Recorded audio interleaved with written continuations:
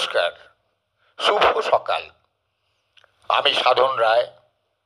আজ এসেছি ছোট্ট একটা কথা নিয়ে।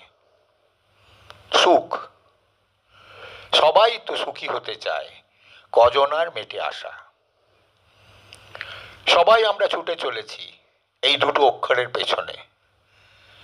একটু সুখ, একটু স্বস্তি, একটু শান্তি। এসো, আমার লেখা, আমার কণ্ঠে সুখ। যখন তোমার মধুর স্বর আমার মনোআগিনা আন্দোলিত করেছিল, তখন শরীরে সুখ ফোটেনি। যখন তোমার নীল দুটি চোখ আমার হৃদয়ে মূর্ত তুফান, আমার প্রণয় আলোড়িত, তখন আমি সুখ পাইনি। যখন তোমার তনুতে স্পর্শতার ছোঁয়ায় মৃদু সিঞ্চনে আমার সিক্ততা অনুভূত হয়েছিল, তখনও সুখ পাইনি।